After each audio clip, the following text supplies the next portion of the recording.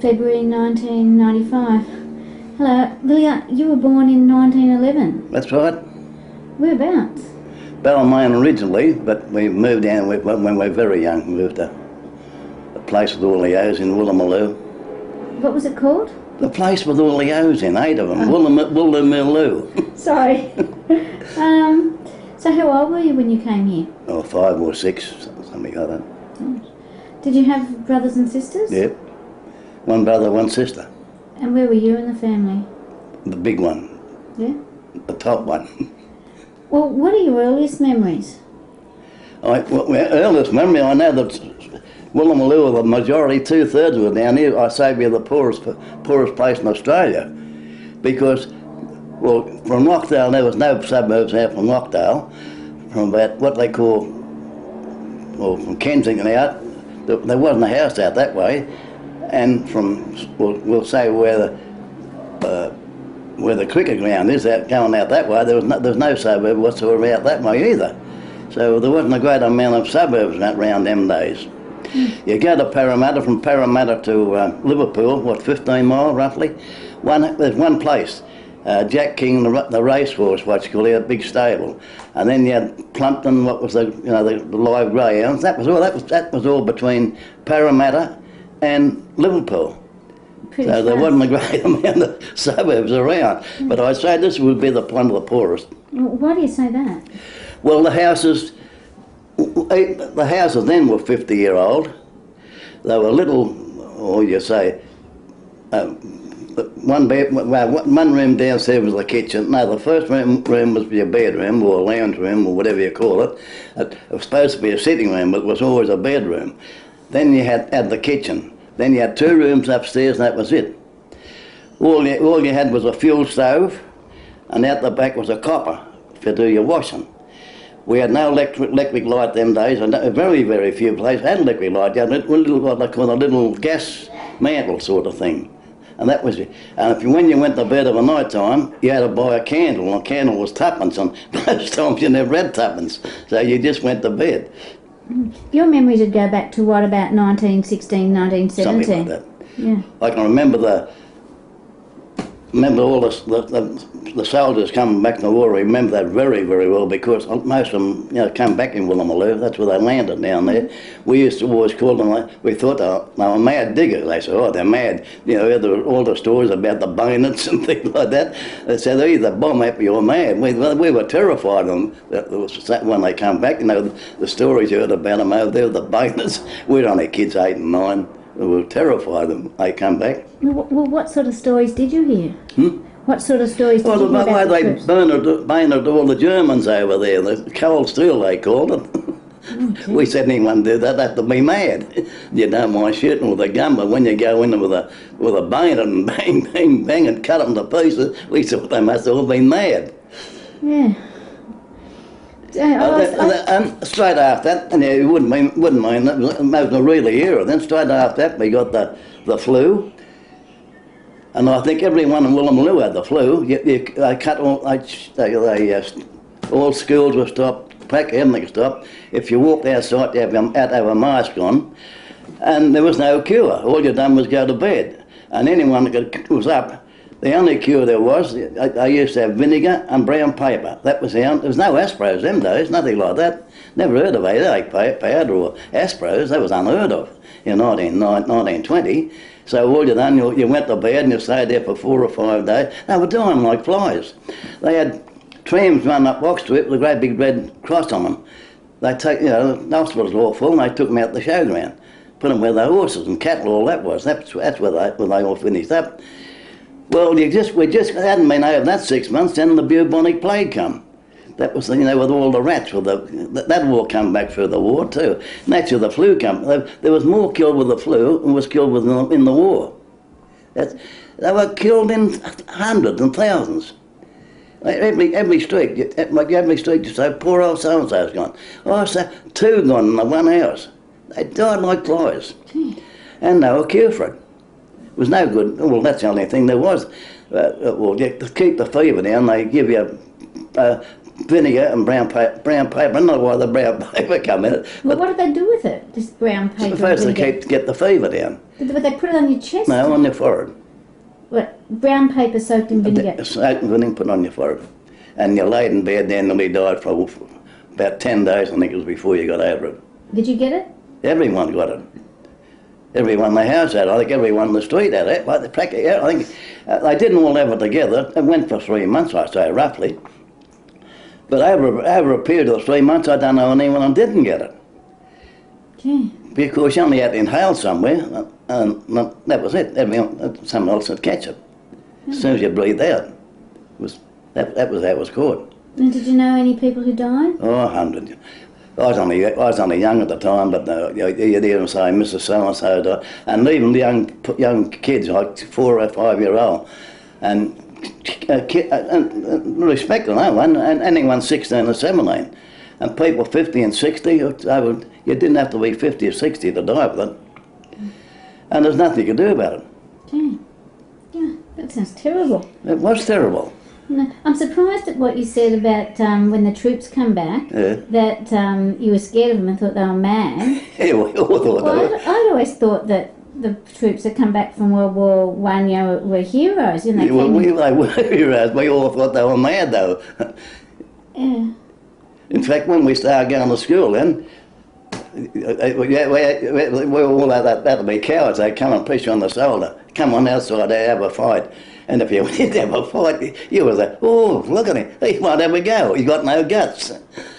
Even kids 7 or 8, you know, they'd tap you on the shoulder, have you outside a school after school. Well, this is amongst the kids. Yeah, well, the kids, yeah, because we all had to be heroes ourselves then.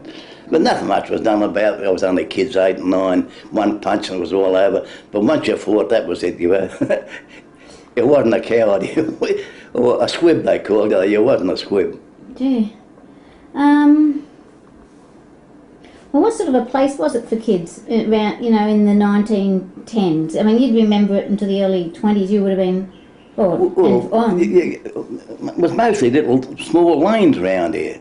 Terrible, but the frontage of houses were about 20 foot, and there would always be a lane in front of it, roughly only about 10 or 15 foot wide. Well, that's where you sat in the gutter. You played marbles, and they used to have another game of what they called a thing you didn't chase, the sort of thing.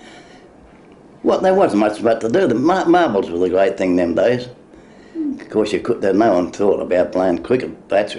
If you played cricket, it would be an old piece of wood or something like that. Tennis was never thought of, not when we were kids. And even cricket wasn't played that much? Oh, no. Well, you'd have to have a bat and ball. Anyone went to school, they used to have the cricket bat at school, and someone might be able to bring it home. That's the only time you ever seen what they call a cricket bat. You had the billy carts with what they call billy carts with the go in them days. Everyone said to have a billy cart. Yeah, everyone built or some sort, wheelbarrow, not wheelbarrow, billy carts they call them. You make them yourselves? Not make them yourself. Out of old prams? Eh? Old prams? yeah, that was great if the old pram got thrown out and you got the wheels off it, or if you got what they call them little steel ones, oh, you were made. Another thing we used to make when we were kids down here too, were canoes. We'd, out of old sheets of tin or don't matter what, everyone said make a canoe, down the harbour in the canoe. Yeah. Wonder we never got, everything like a swim now. The first thing I think you learnt in Woolloomooloo was to swim, to fight and to swim. Gosh, did you spend a lot of time in the harbour or in the water? Yeah. We used to. We never swam in the harbour down here because that was live as show. They had the red funnel fishery down here. Then they had Cam's trawlers, and they were coming and going all the time. So we always saw the fish that just go over the side there, and naturally we'd get that. When they were unloading the ships, though, there'd be a lot of sharks down any part of Woolloomooloo. You wouldn't be able to swim in it. But we had the free bars, then you had the domain bars. Where were the free baths? Next door where the Boy Charlton bars are now. There was a free bars. There was a women's bars, then there was the free bars where you swim for nothing. Then the other one was only a penny anyway, never know another penny. We never paid our fare and we got over the fence anyway. Gosh. It was only a penny in. And were there a lot of kids in the neighbourhood? Yeah, just as many then, I think, as there is now. All big families them days. But I don't know, when you think back, you say, where the hell do they all sleep? A lot of families had 10 and 12 kids.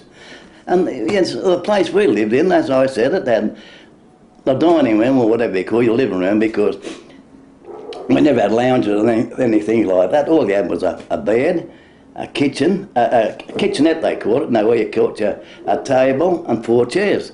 That was your furniture, and then the rest was beds. Yeah. Okay, so what kind of a kid were you?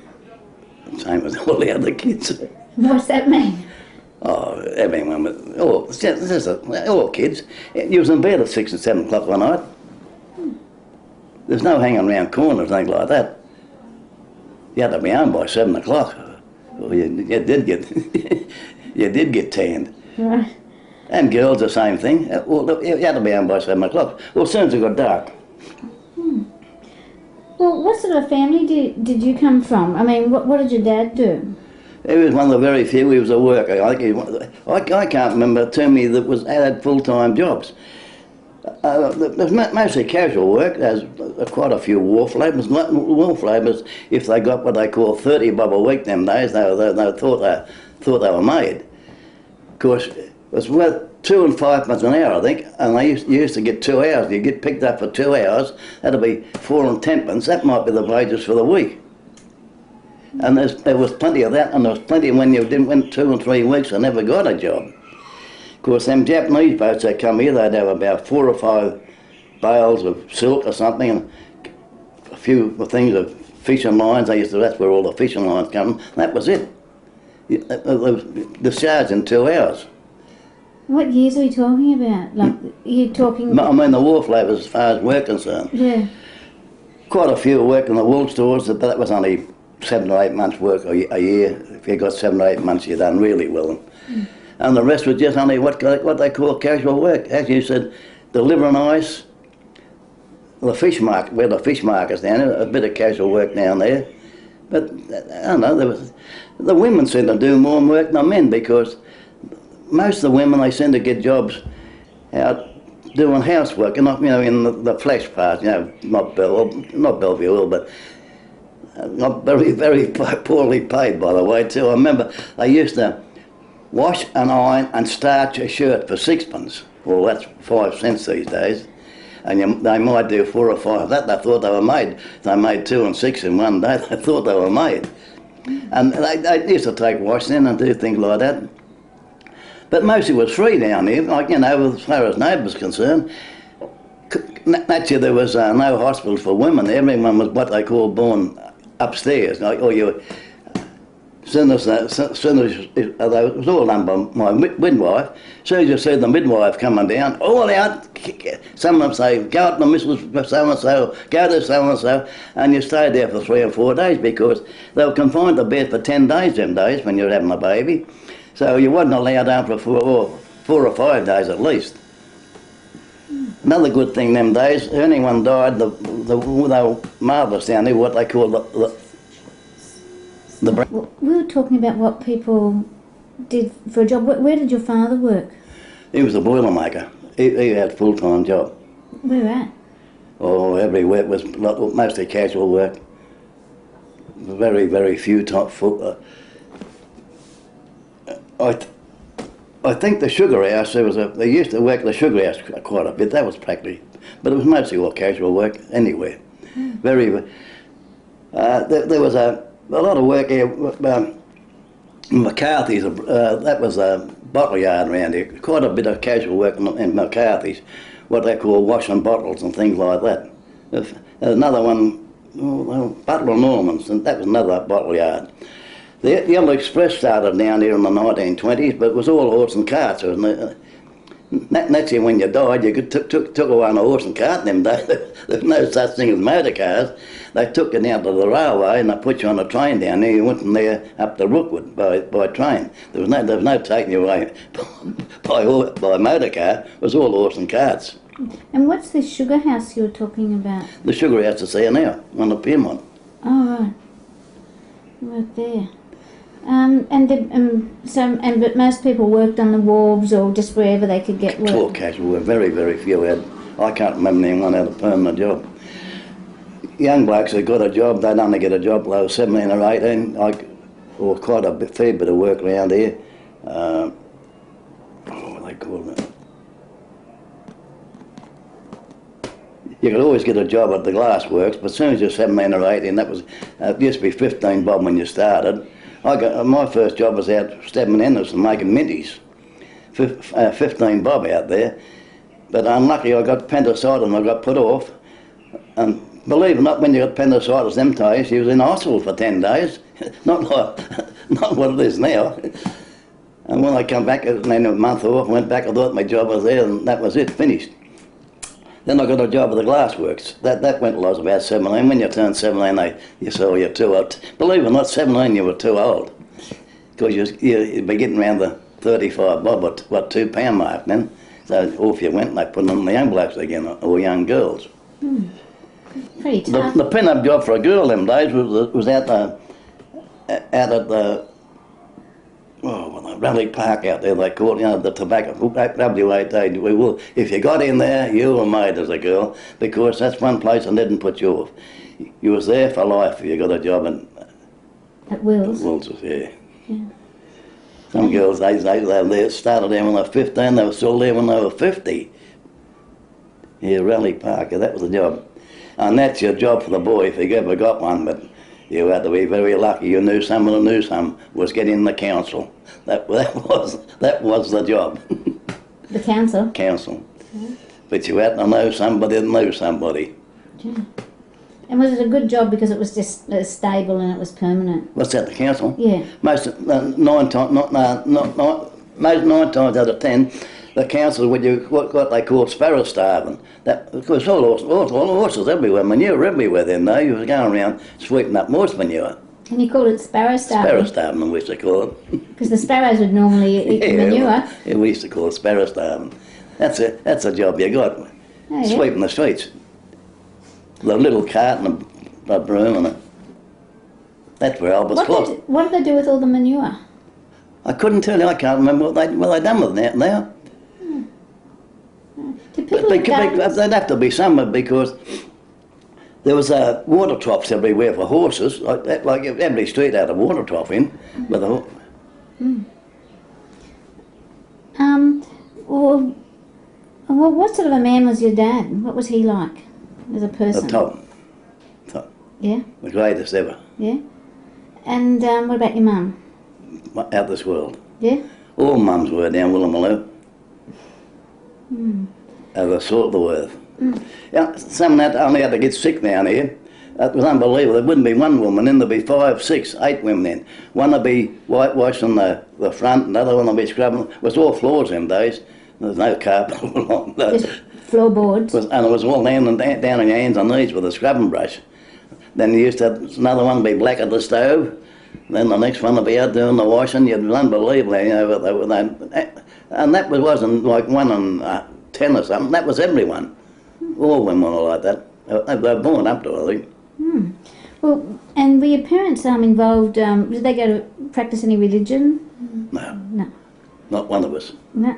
What about politics? Was there politics? What sort Everyone was Labour mad. Everyone. Yeah. Soon as you were born, you can't vote for them bastards, you know. I forget who it was in power then, well before Menzies. They'll never do nothing. The only thing you can do is vote for Labour. Oh, that was born in here, vote for Labour. Was your dad in the union? Yeah, yeah. And most people would have been in the Waterside Workers Federation too, wouldn't they? I ended up getting the waterfront when I was about 25, I think it was. And that was I done my licence down, Lofty down there then. I'd done about 40 years on the wharves. Gee, long time.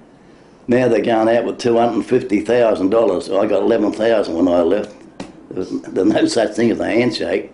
And we worked all them years all through the war, 12 and 14 hours a day, 7 days a week. I never got a bob when we left, because the handshake wasn't in when we were too old. It was the old blokes that done all the work down there, made all the conditions. Jim Ely made the waterfront. was unbelievable before Jim really took over. You'd go down the waterfront and there were roughly 150, 200 men down there, line up. The bloke would get up on the box, he'd say, "You, Jono, you, not you, not you, not you, you," like that, "You, no, not you, not you, get back, you. That's all I want, that's it. And he left, might pick up 20 men and then there was 120, 150 men, that was it. The way you'd go to look for another job. And never got one either, by the way. Must have been lousy. Mm. Even through the war years, I'm right up to 1941. I got into wars in 1937. You'd often go 2 or 3 weeks and never get an hour's work. Even up to 1941. But when they dropped that bomb on Pearl Harbor, that was it. You never stopped. You was never home. Oh, the Japanese weren't all bad. The Japanese weren't all bad. Just say, well, they didn't take us straight. I'm like, we'd have been pulling a rickshaw. At home, getting back to when you were a kid, what sort of discipline was used? What happened when you were being a bit of a rat bag? Nothing. I don't think none of us were. Oh, you were that very, good? very, very few bad kids in Woolloomooloo. Very, very few. But what if you did something you weren't supposed to do? You come home late or talk to your mum? I can't remember. My old man ever bashed me. You've got a good talking. I can't ever get what they call a belting. You might get a backhand or something like that, but we never done nothing to be reprimanded anyway. So did you just know what the rules were in the household and sort of followed them? Yeah, of course you did. Yeah? There's nothing you could do to get into trouble anyway. When you were kids, as soon as you left school, you were down the domain kicking the football or down there having a swim, or you're in the street playing marbles or something like that. And then you got to be home by 6 o'clock, and at 7 o'clock you're in bed. So how are you going to get into trouble? There weren't a lot of options, were there? There's no wireless or TVs or anything like that, though. I'll tell you another thing too about them days. Everyone had a pot of stew on. Don't matter what house you went in, because it was 3 pence of soup bones and 3 pence of soup vegetables. And that went into a pot. That went on the back of the stove. That was there, a day, then they'd top it up again, some more soup bones. There was always a great big pot of stew. No matter where you go into a house, always had that big pot of stew on. Did you get much fresh fruit and vegetables? Get as much as you like for nothing down the markets. It's unbelievable what they used to throw away down. We'd go down the markets down there with what they call our billy cart, and you'd load it up. Like after the market was finished, 9 or 10 o'clock one morning. And it was unbelievable, the stuff was, but they just found out they couldn't sell. So you always had plenty? Plenty. And Plenty of fish. Fish was... And where do you get the fish from? Well, we had the fish markets down here, and they were alive with fish on the harbour. Alive with fish. You go on any wharf down there with what they call a harpoon. And you could get in like 20, 30, 40 or 50 leather jackets, like with a harpoon. You'd have a stick with like they call a harpoon on it. And that's your leather jackets on the floor, the top of the water, and you spear them. You get a bucketful. You were that good a shot? Eh? You were that good a shot? Yeah, you didn't have to be a good shot. Really? God. Hey, anyway, where was that fish market that you say was here? What's the name they play it? It's a big... It was a nurse's home for a while. Now they've made it into or not a backpackers, but it's a very, very cheap place, overnight staying. Well, a lot of rooms there. I'd say roughly 100, 150. I can't think of the name. It's a... Anyway, it's here still. It's still there, yeah. They had a hell of a job there when they start to build that, because in the early days, from Woolloomooloo right up to Cathedral Street, that was all mud flats. It was. This part, this was mud flats, right up to, know where Cathedral Street is? That was practically all mud flats. It was all filled in. Anyway, when they went to get the foundations for after the fish market went down, and they went down, couldn't get, oh of course, they only went broke. They couldn't get any foundation. All they were doing was just striking mortar. Right, so was the fish market, Is that when they rebuilt the fish market? Yeah. Well, the fish market was just a big empty paddock, was empty for years and years and years, or 20 years, I think, roughly. Oh, right, and then this other place has been built on the site of it? Now there's, Oh, right. they had a hell of a job getting the foundations for it. Did you know when the boats come in, the fishing? I think there was Italians fishing here too. Camel cams, they call them. There must have been, in that part of Woolloomooloo down there must have been 50 or 60 Italian families. They were all fishermen, and they're the loveliest people you ever met, especially like the boys, you know, the Australian part of it. And they used to hang all their fish nets on the outside on the verandas down there. But they did, well, fish was only twopence a pound them days. I think prawns were threepence a pound. And if you were poor, they'd give them to you. In fact, they'd give you a basket full of fish. They'd say, well, take some for your friends too. Roughly it'd be 20 or 30 pound of fish in it, for nothing. Yeah. And they couldn't even sell their fish them days. That was hard to sell. They'd send them to the fish market, and a lot of time that was all thrown out. Why? There was no money around. It was unbelievable how poor we were. Are you talking about, what years are you talking about? In the 1920s. Right. Early 20s or when the Depression hit? Right up. The Depression started in 29. There's a lot of young blokes in Woolloomooloo. The first job they ever got was when the war started, when they became a soldier. That was their first job ever, 1939. First job they ever had. And I understand that there was a lot of unemployment throughout the 20s, even before 1929. Oh, yeah. Is that right? From the 20s up to 1932, it was impossible to get a job. Impossible. I had to leave home when I was 16 because if your father was working, you couldn't get the dole. So I went bush, like 100 went bush.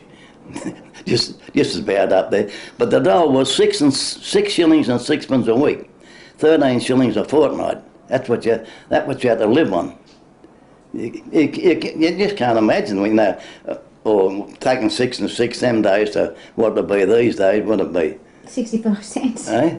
Well, it wouldn't be $10 anyway. No. And that's what you had to live on, 6 shillings and sixpence a week. That's for your rent and your food and. So you would have left home in 28. Yeah, 16. 27, 28. Did you go up the country for long? Yeah, no. The work's up there. At least you get a feed down here. Because then, when you was on the dole there, you had to be in, say you had to be in Cowra today, then you had to be in the next town another 25, for the next dole day, you had to be in the next town, roughly be about 25 miles, something like that. And you walked it, but there was no such thing as motor cars or anything like that. There was horses and things like that. But you just walked it. And then you walked that town, then you walked to another town. And just after about 6 months, and it got very, very cold up there. That's what drove you back to Sydney. Well, at least in Sydney you'd have the locals looking after you a bit. Oh, no. No? Everyone was flat out looking after themselves. Really? Yeah.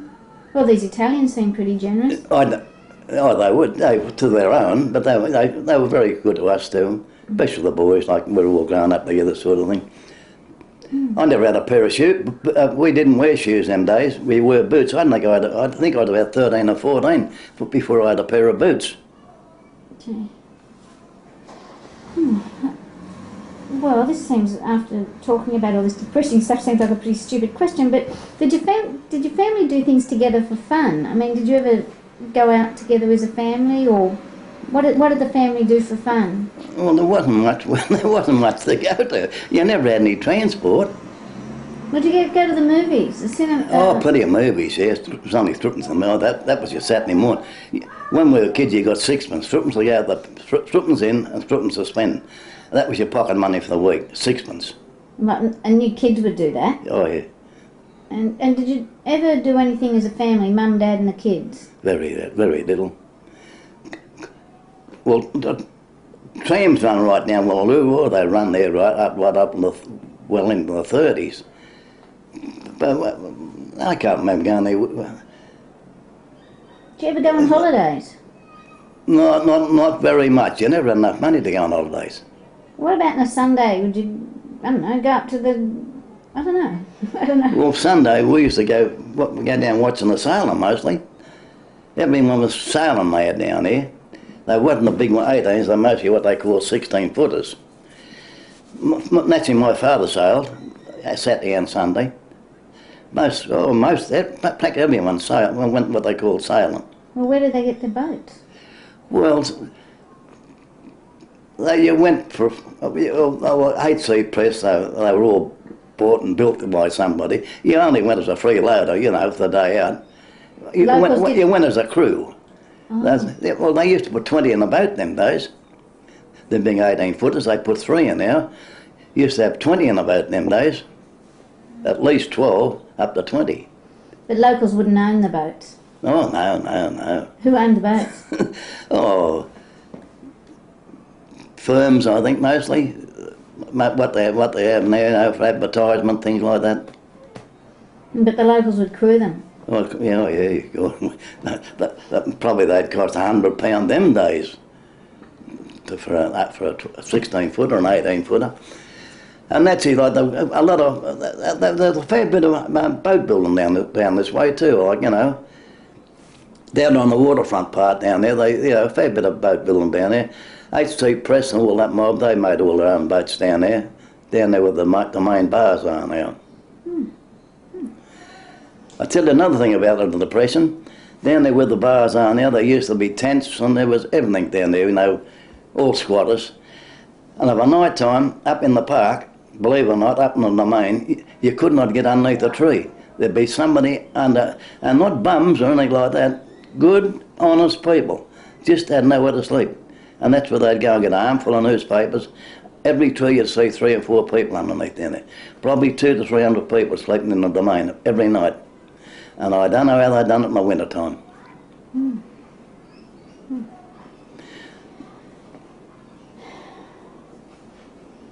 know how we talked about women working? Did your mum work? No, she didn't. No, she was one of the few that didn't. But most did. And it wasn't looked down upon? Well, what?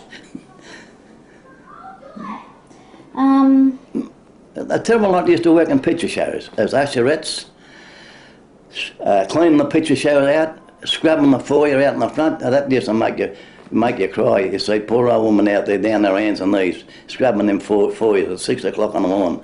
You know, you'd be going to work or something, so that poor old bugger there. She must be 60 there, down there. When the Brown sisters come down to scrub your house out, or someone died, they'd always lay the dead out and wash them. They'd pull the old, the old flock up and down their hands and knees and scrub and brush one hand. Away they'd go. Who are the Brown sisters? They're still going, the Brown sisters. They were nuns, they were. They're still going out Kensington way somewhere. And that if somebody died, would they come? Yeah, they're always laid out by the Brown sisters. Was the area mostly Catholic or? I don't know. There was I'd say 50-50 because we used to have William Street and Plunkett Street. The left footers they call us, then they had St Mary's. Yeah, I'd say it'd be 50-50. All Italians naturally, they were all Catholics. Yeah, about 50-50. Great rivalry them days too. Yeah? Yeah, the schools. Can you remember? Well, cricket or football didn't no matter what it was. Well, you thought it was a great thing if you beat the Catholics, beat the Tykes. Did your dad like his employment? Did your father like his work or his employment? My father used to leave home at 6:30 in the morning and get home at 6, 7 o'clock of the night. They worked 48 hours them days. That was 7:30 till 5:30, and 4 hours was of a Saturday. Gee. And would he mostly be able to walk to work? Walk to work, yeah. Never had your fare.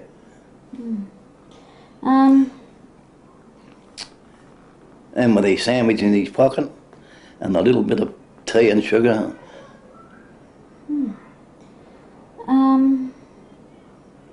Your father didn't get involved in World War One. No. He was lucky. Because he had 3 kids. Yeah.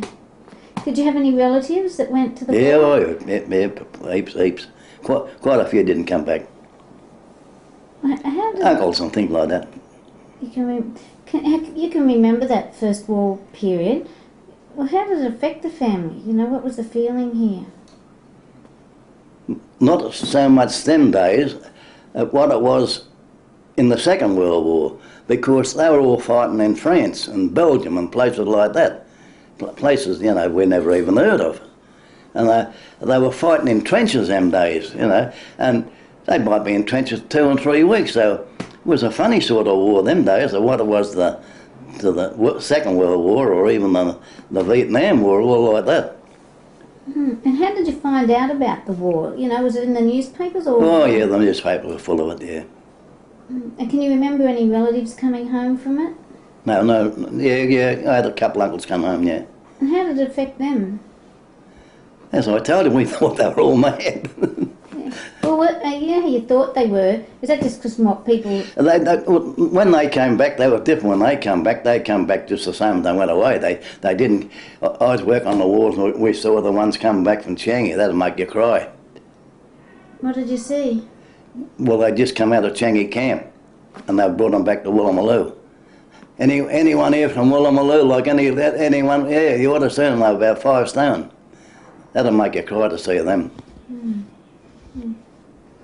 But the diggers that come back from the First World War, I don't think they went through as far as being a prisoner of war. I don't think they went through so too much. Well, you know, your relatives, was there any talk in the family about any of them sort of, well, coming back changed or from the experience? I'd only be 8 or 9, I wouldn't remember too much about it. Oh, so you didn't hear about anyone being, I mean, you know how you said they were mad? We thought they were, as kids.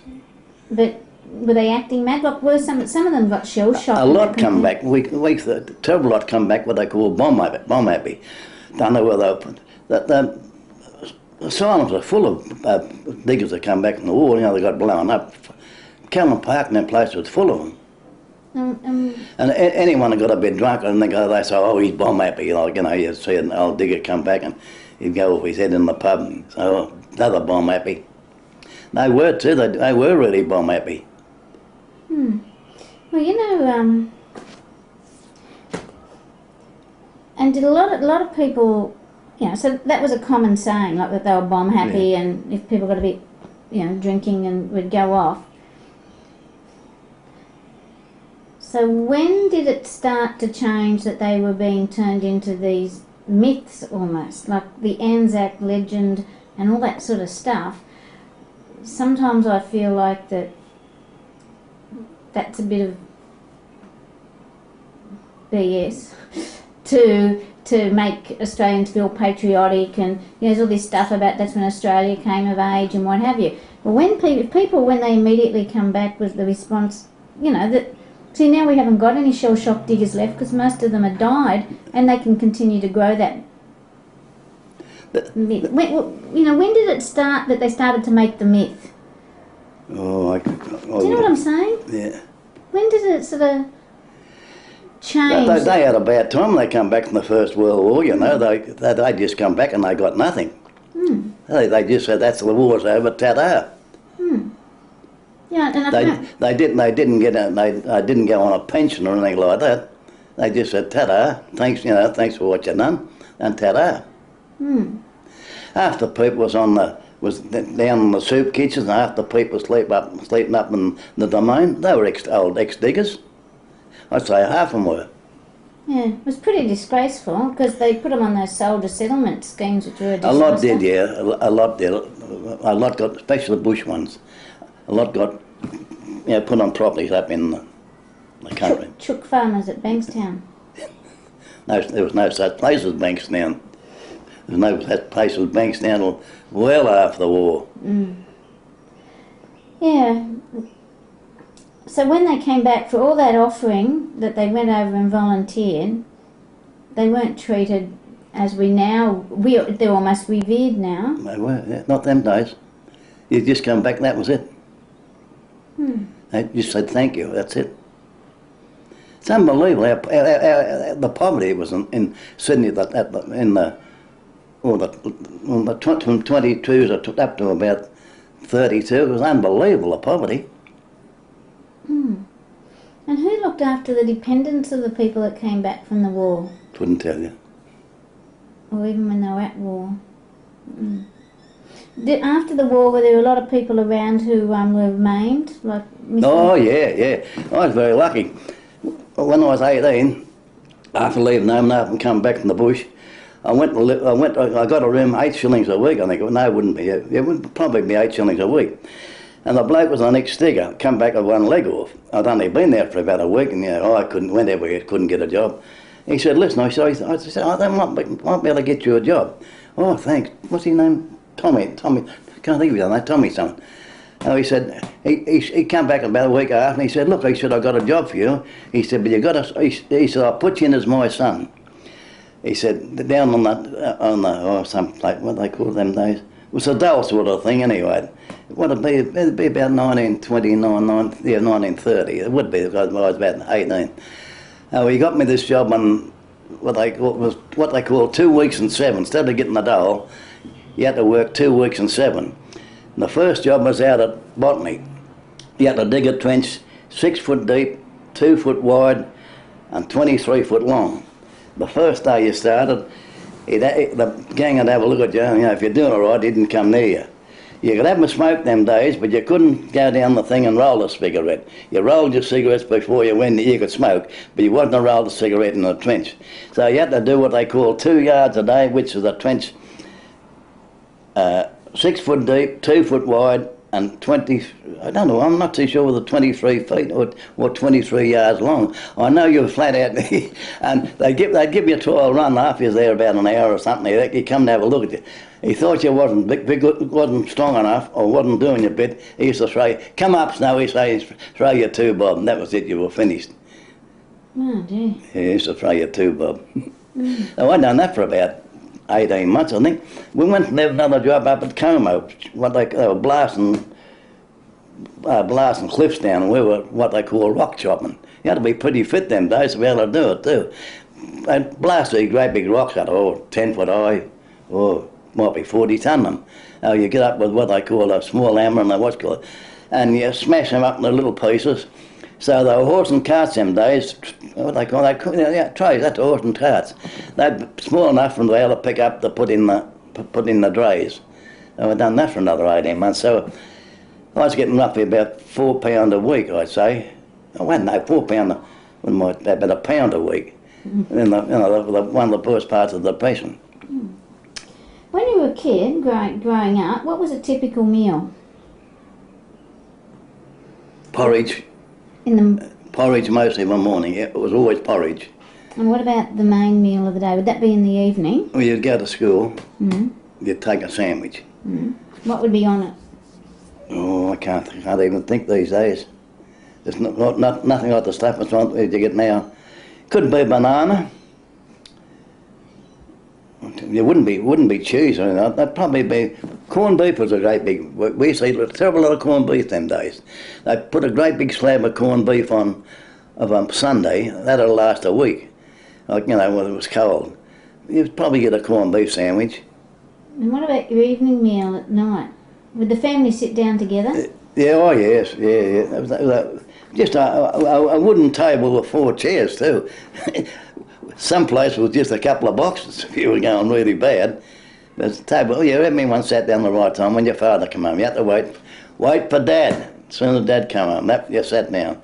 Tea was all ready, but you didn't eat till Dad came home. And what would you have? What would be?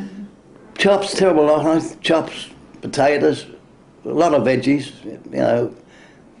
Terrible lot of veggies. I think we'd have 4 or 5 veggies. Meat was very cheap them days. You could go to Oxford Street. You could buy. They'd raffle they'd raffle up, and you'd have a leg of lamb, a bit of corned beef, 3 pounds of sausages. Sausages only £3 for a shilling them days. About 3 pounds of sausages, chops. Could be a lamb. They give you a lamb fry for nothing. You'd bring that home on Saturday. That'll last you a week. So, and you only said you had 5 veg. What would you have? What, peas, beans? Yeah, peas, beans, potatoes, or whatever was going, cauliflower. Did you eat much salad? No, very little. Okay. Well, who were your friends? Who were the friends that you grew when you were a kid? We all played football together. All went swimming together.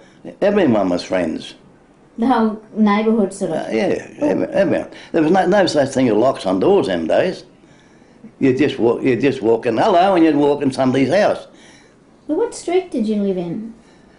Right there, I lived in Best Street. We lived in Best Street for a while.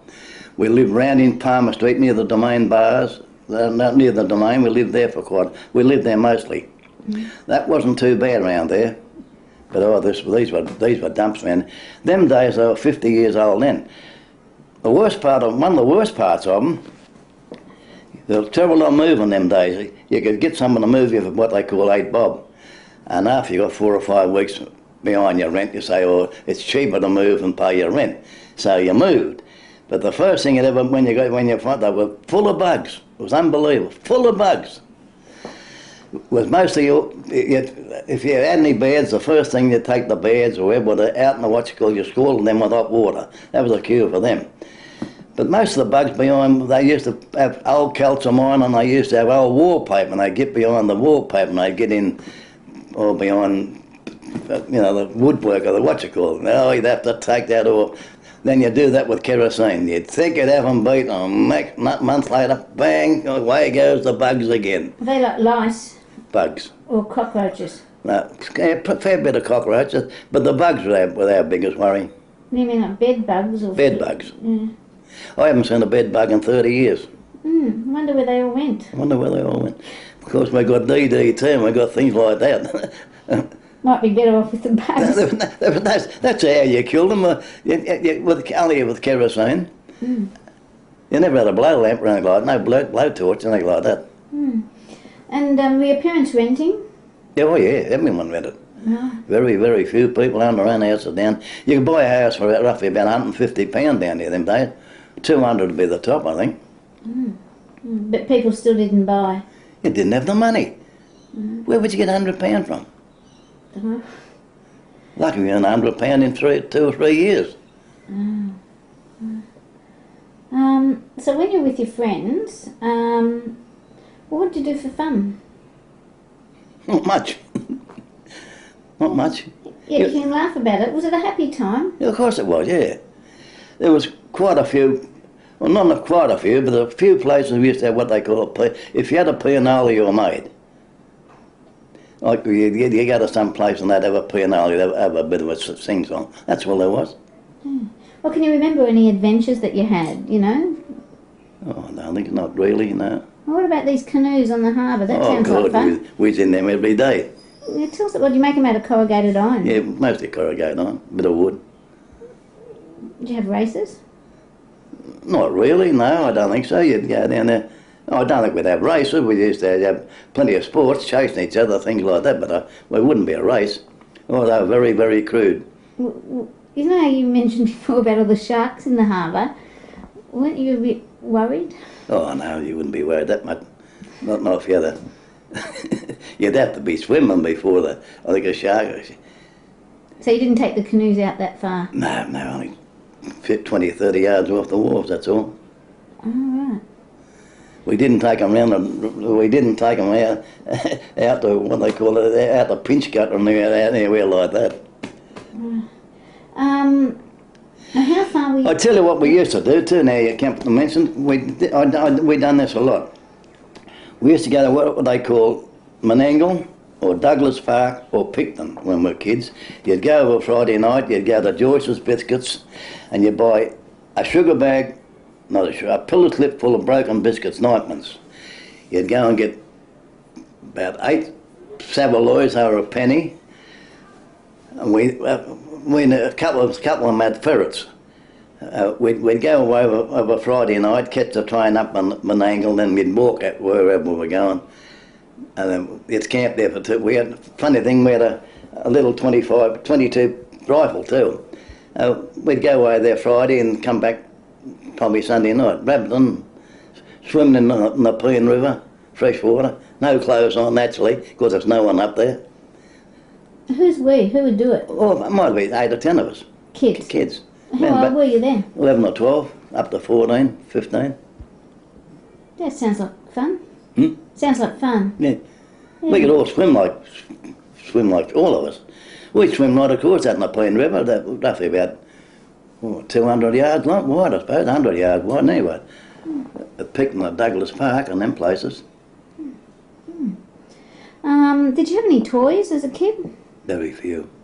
Like, what would you have if you had any? You had the marbles. I think mostly what things you make, I think. I don't think we ever had What about bikes? the first thing you had to do, that was your main thing, was to buy a push bike. That was your dream when you got your first push bike. They were £7 them days, mostly Melbourne Stars. A lot of them, I remember what you call it, he used to have the place down and went with them. The first thing you did was £1 down and 5 shillings a week. And that was, when you had your push bike, you were made. Well, because I was working out Stedman Henderson's and the glassworks, the only way to get there was by a push bike. But you would have been you would have been growing up there. 14 or 15. So as a kid of 8, 9 or 10, did you have a bike? Oh, no. Well, Yeah, all you had was billy carts and things, what they call billy carts. Scooters, you made your own scooter. How'd you make it? Oh, you scrounge wheels from somewhere. Always someone better than knock up a scooter. So how far did you roam? Like, where were you, in terms of your territory, living here, what was your range? Well, when we got around 14 or 15 or 16, there used to be a lot of street fights. We used to always fight with what they call a SRA Hills mob. We'd go up to roughly Darlinghurst and we'd fight up there. We'd race like mad and we'd come back and we'd stop at probably William Street. They wasn't game to come any further than that. Then might be the fortnight after, they come right down Woolloomooloo. We'd have a bash up down there and we'd chase them back. Then we'd stop at William Street. A lot of that. Well, that was for older kids. I mean, older kids would do that. 17 or 18. Did the groups have names like gangs do these days? And when they fought, did they have knives or stuff, or was it just fists? No. Every fight in them days was what they call a fair go. There was no kicking or nothing like that, or nothing like that. It's got to be a fair go. Even men when they fought, there's no kicking. They weren't allowed to kick. Oh, if you ever anyone kicking, oh, you were in disgrace. It was always what they call a fair go. And why? Can I just ask? Why was there this rivalry between the Surrey Hills mob and the Woolloomooloo mob? I don't know. It was like Plunkett Street School and St Mary's, I think, sort of thing. There was never no damage done. Few black eyes, no broken legs or broken arms. There's no bottles. There's nothing like that. Was it just a long tradition that's what you did? Yeah. Were the Woolloomooloo mob considered to be pretty tough? No, I don't think so. Miller's Point, they were the toughies them days. No one was going to go near Miller's Point. Why? They had the name. Yeah? Name for what? I mean, would they actually? Anything. They'd bash you, they'd do anything. They'd kick you, they'd do anything down there. If you ever got stuck down there, you'd get what they call really bashed up down there. And they'd get a bit of 3v3 over your head, anything. They were really tough boys. So, what they call the push from Miller's Point.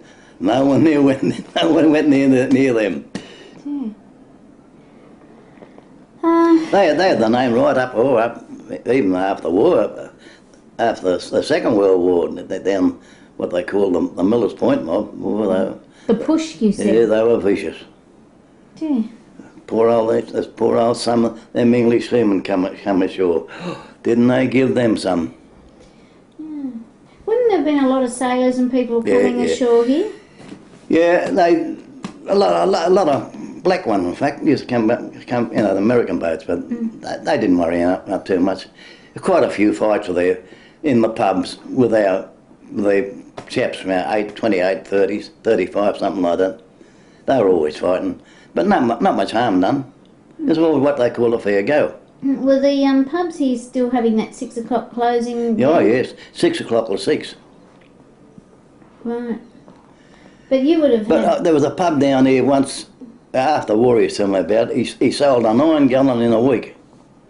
From 6 o'clock in the morning to 6 o'clock at night, 6 days a week, he sold a 9 gallon in a week. That's not much. It's not much, I drink that. Yeah, how come it was so little? Well, no one had any money. It was 4pence a middy, 6pence a schooner, and 9pence a pint. And what years are we talking about of this bloke? Up to 1939. All right. 1939 they put the price up. The first thing went up was pints, 9pence to 10pence. But so, what was the main... I tell you another thing, it was unheard of for a woman to have a drink them days. Unheard of. Well, they would have drunk, would they? But not in the bars. No, not even at home. It was unheard of. Or smoke. If you saw a woman having a smoke, you thought she was a trollop. Gee. All right. Were there places... Well, just talking about the area. Before I was asking you how far did you roam, like when you were just talking about your territory around here, around Woolloomooloo, you know, where would you go? We used to go to Clifton Gardens a fair bit, stay there overnight when we were kids, when we were 14 or 15. That's where all the union picnics was down there, and they used to have a lot of huts down there. We'd go down there for Friday night and get what they call a hut, put our clothes in, and that was our hut. So your parents or whoever it was came down on the Saturday or Sunday, whatever we went down, they had a hut for the day. They had what they called Dixieland down to them days. That was a big dance hall. That was a day out down there, Clifton Gardens. And when you were a kid, around late 19s and the 20s, did they have all the speakers up in the domain? Well, couldn't move up there. You could not move up in the domain of a Sunday. I'd say 50,000 people up there. Really? Yeah. Would locals go there?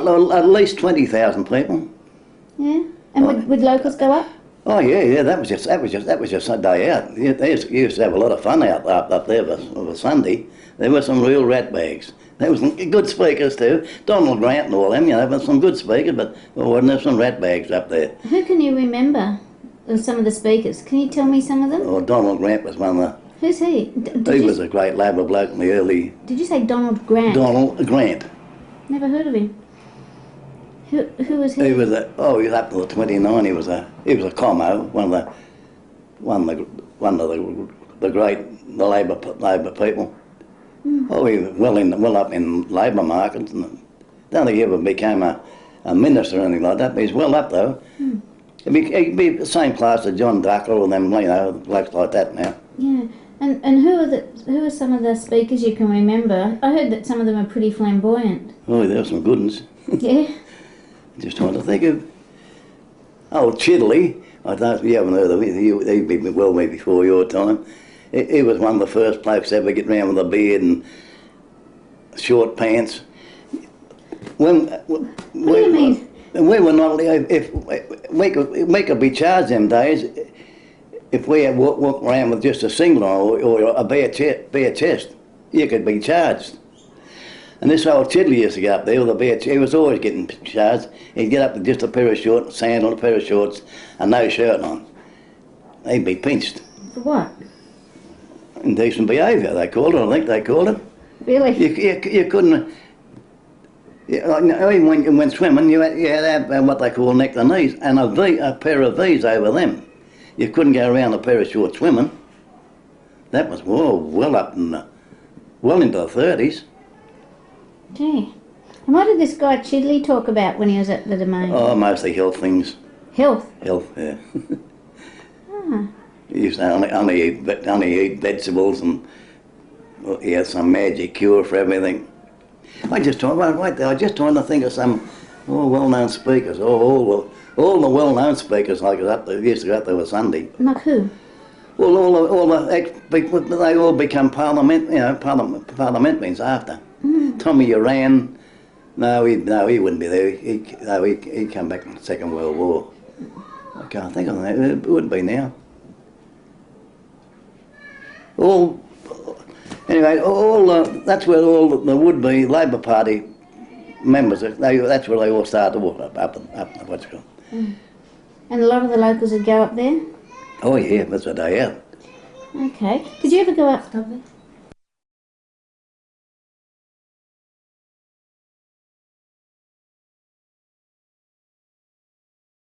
Five. What you were saying that there wasn't much, that all the girls were chaste. Yeah. And that's not, we didn't chase them. I mean, they were very pure. Yeah. You were you had to, if you took a girl to the pictures, you were very, if you got a kiss the first night, it might be 3 or 4 nights. Put your arms around them and got a little bit of a smash. Oh, but I would have thought that there would have been a bit of prostitution around here because of the wars. All the other part of Woolloomooloo up the top, up Palmer Street, was nothing down there. Nothing. Right. And what about sex education? As a kid... Didn't know nothing about it. Really? No. Well, what about, you said all the babies were born at home, so didn't you cotton on? No, I don't think. No, I don't think no one seemed to really worry about it too much. Where did you go to school? Plunkett Street. And what was that like? Good, real good. Yeah. You only went there till you was, what they call in them days, well, that was only a primary school. Then you went to Crown Street after that. Did you go to high school? Went to Crown Street, yeah. Fair. They call that, what they call it? Well, not the lead, not the, some name they had, anyway. That's what they call 6th class, 7th class and 9th class. You went, 9th class you went for your leaving. So did you do your leaving? No. I couldn't get away school enough to go to work. So how old were you when you left? 14. 14. The day I turned 14. And did you want to leave? I wanted to get the money. Yeah. I left when I was 14, I think 2 days after I was working. Tell you a funny little story. First job I got was at Stedman Anderson's, where they made minties, they made chocolates. The first day I started, I got there, come down, he said, "You all right?" Yeah, I said, "I'm a good reader and good in mathematics." He said, "I want £20 of them, £20 of them, £20 of them." They're all different sort of, the centres of all chocolates. He said, "Yeah, no worries, I can do all that." I was in short pants. He said, "And then you go down the lift, take them up the girls, and you take them to the chocolate machine." He said, "You can't miss, that's where all the chocolates go." Yeah. Right, as soon as I got there, they said, "Hello, the new boy. When did you start?" I said, "Today." They said, "Oh, you haven't been initiated." Yeah, I said, "What the hell is this initiated?" Well, the next thing, my pants was pulled down and I got a great scoop of chocolate. You know where it all went, and that was what they call initiated. I come home and I said, I tell my mum, "I'm not going back there." I said, "I wouldn't work with them girls, would not go back." Oh, she said, "Don't be silly, it might never happen again." That was that was all you got the first day. You never got any more. Oh, I think I was embarrassed. Yeah. I imagine, especially, 14. If I was 18 or 19, I think I thought it'd been really good. But when you're 14, just 14 or 2 days. Mm. You know, when you were a young kid, were you expected sort of to work or contribute to the family? Yeah, oh yeah. What did you do? Well, you got a job anywhere you could. I got a job up in William Street when I was about 12, selling papers. I went down, we used to go down the news office them days. Yeah, that was the News in the Sun. And you used to buy 20, I don't think how much it was. You used to get 13 papers for ninepence, that's right, 13 papers for ninepence. I used to get 26 papers for 1 and 6. So I was only 12. I sold the 26 papers. I used to make 8pence a night. I thought I was made. That was 4 shillings a week. That's your 2.5 a month. I thought I was made. 8pence a night. How long would it take you to sell them? 2 hours. Yeah. 3:30, 5:30. A minute ago you mentioned to me that you could get paid for rats' tails after the bubonic plague outbreak in 1920. Yeah. Was that... Did kids get paid to do that? Anyone can get it. They had what they call rat catchers. They come round. Down Miller's Point, they'd catch and they got 100, 150 rat per person. And were people doing that too in Woolloomooloo? No, I never saw it. I never saw it. I think they would be.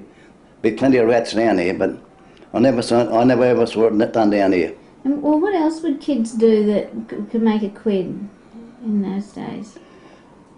A job that I'd done quite a few times. Show time, go down to Darling Harbour. I'd be about 15 or 16 then.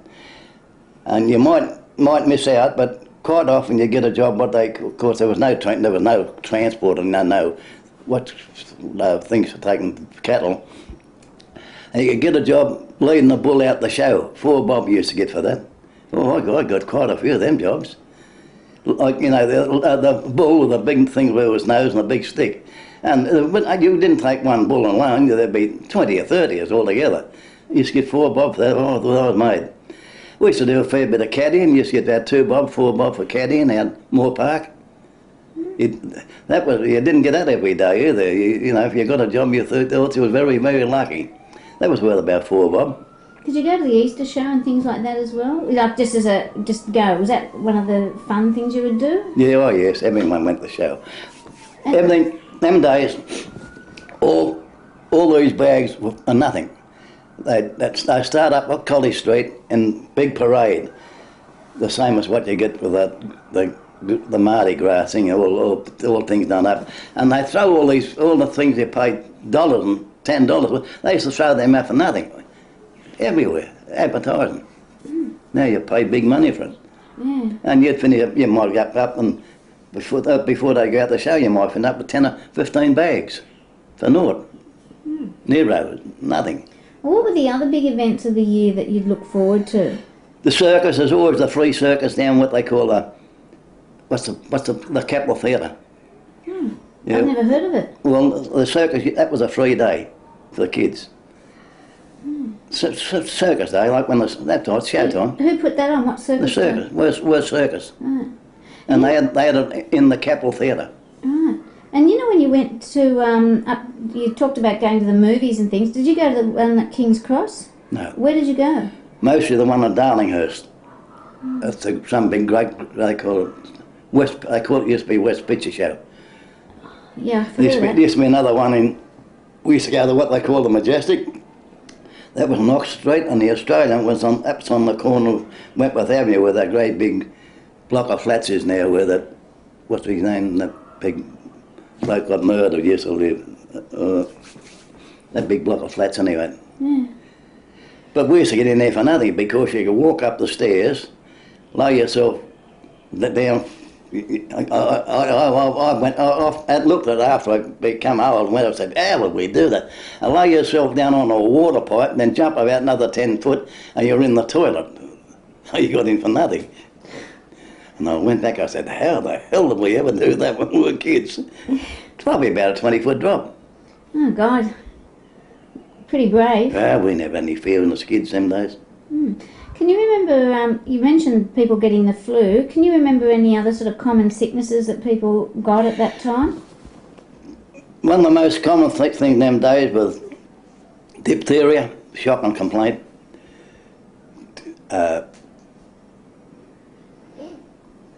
Rheumatic fever, another shock and complaint. There was 9 months of that. What was that? And that place where I like, Woolloomooloo, hundreds died in Woolloomooloo with TB, hundreds. And all young, mostly young ones, 12 to about 18. Terrible disease, that too. Coughed their lungs up. Very, very common in Woolloomooloo. Do you remember deaths? Do you remember deaths? Oh yeah. Well, but people lay down, they used to lay them out on the kitchen, on the table in the kitchen. Anyone died. What they call a wake. They just lay them out on the table. So did you lose friends like that? Oh, I suppose I would. No, not close friends. I was, people you knew.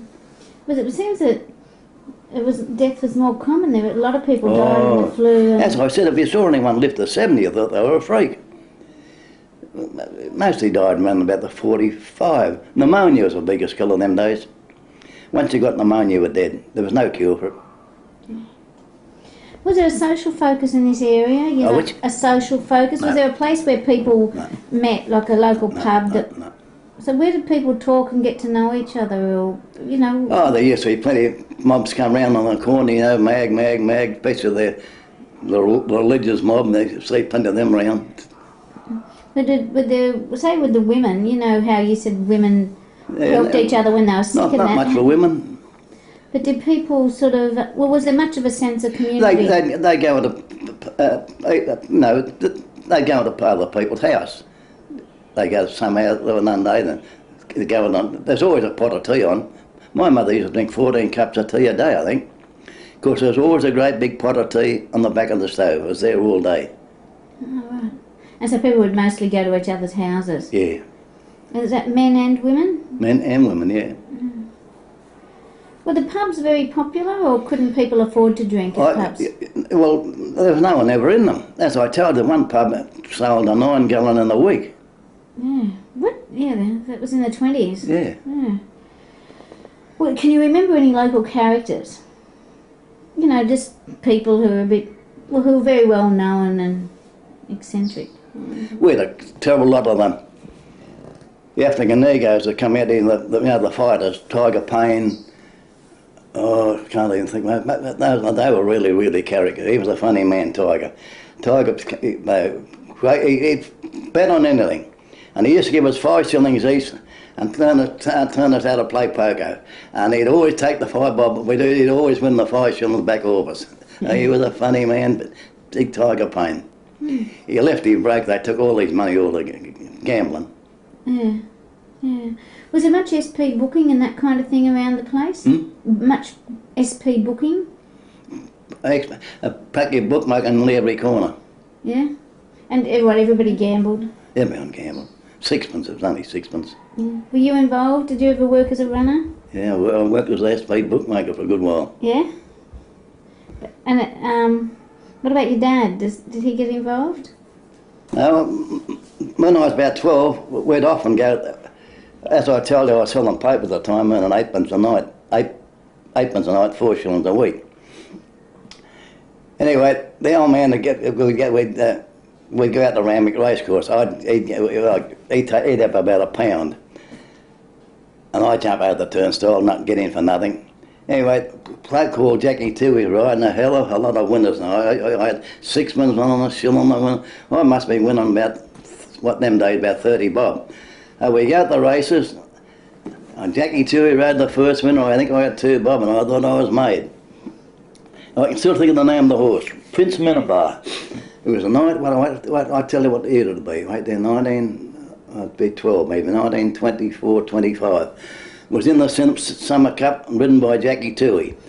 I said that I was winning about 30 bob. Then I said to my father, hey, put 3 bob on Prince Minabar. So it was 33 to 1 on the thing. And my father gave me the ticket back. I said, look at that, 100 to 3. Instead of being like 33 to 1, would have been 99 on the ticket. He put 100 to 3 on the ticket, and it won. So you got... And that's who I went to Mum. Yeah, that was a big win. Big win. Kid, 12-year-old. Yeah. £5. That's great. £5 for 3 bob. That sounds good. Yeah, Prince Minabar, I can still remember. Memory's good, aren't they, going back that far? Yeah, it is. What were the police like then? Yeah, you said how old were you when you got into SP booking yourself? You must have been that up. I'd been in my 19. When Pascoe, the book, you've heard of Pascoe, haven't you? No. The great gambler done betting thousand. He was the SP book around that way. And he went broke. I can even... No, I'm trying to think of the name. Harry Solomon, them they used to have a special every day. All the old women used to there, 5 bob each way, 2 bob each way, shilling on it. And up I got, purse went broke, and here's me with all these bets. Anyway, I had about £5 or something in my pocket. I said, oh, I think I'll field these. And I start fielding a few more and a few more and a few more. I got it on a fairly big way. But they wore me down. Yeah. On the SP bookmaking went broke. Outside of Pascoe. Yeah. Well, when you were a kid, can you remember any of the local crims? Never had any. None? In the 30s, yeah. But not. No. But not in the 19s and the 20s? Not down this part. Up in Palmer Street, quite a few. Right. Guido Galletti and all that mob. They were all living on prostitution, naturally, but nothing down this way. So there was no violence or any... Very little. So what sort of a neighbourhood was it? Was it residential or industrial, or what? How would you all describe residential. There was very nothing down there hardly, like no work, nothing work, no work things. Where did most people shop? Still there. Next to school now, that was what they called David's. That's a millionaire place now, that's where he first started. You often said, in fact, there's been a lot of commercials about it, David Holdings. Yeah. That's where it first started, a little shop up there in the corner where they call Nick's now up there. Oh, yeah. Where the supermarket is. That's where he started there, David Holdings. So the people just shop at local corner shops? That was all there was them days. No such thing as wool. Your milk was delivered. They come round with a milk cart. Remember, you ever see it? They used to come round, you put your milk underneath the thing and they turn their head over, what's it called? And your bread was delivered. Your rice was delivered and your wooden coal was delivered. And you always had a rabbit though too. He come round once a week. Rabbits were nightmans. Live rabbits, nightmans. No, live rabbit? No, they used to say a live rabbit, so they're dead. Oh. Did people have a backyard or anything? No, wouldn't be as big as this room. Oh, gee. Just enough. They used to sell what they call clothes props them days too. They were about nightmares, I think. They were for lock your clothes up. Mm. Well, what were the most popular newspapers? The Sun. There's only the two: the Sun and the News, Evening News, and the Sun. Right. Penny each. Were there magazines then? No. No. What about comics? Yeah, a lot of comics around them days. A lot of comics.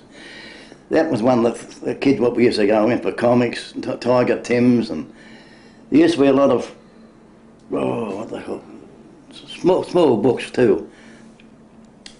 Oh, what the hell the name of them? Small books? Oh yeah, they'd be about a penny too though. I can't think of the name, what they used to call them now. Yeah. I've been going too long. Yeah. Oh, what the hell they used to call him? Oh, Billy Butter was that. Billy Butter, all them used to go to school. Great Cliff School or something like that. Oh, yeah? Yeah, that was a very popular thing. You used to always wait that to come out. What were your favourite lollies? Well, lollies, I think, that's about all there was. Yeah? There weren't other sorts? There was two chocolate ones. There was a light chocolate and a dark chocolate. They were a penny each. Can't think of the name of them now. Hmm. What smells can you remember? When you think back? You got me there. Sounds? Sounds? What sounds can you remember? You got me there, unless it was a fire, no, we never had any fires in them days. Yeah. I think fire brigades was always in cars them days. I think they were. Mm. There were very, very few cars around in the 1920s. On the little old, little Ford, what they call it, the 1919 Ford. That thing was around. Okay. Can I just cut there?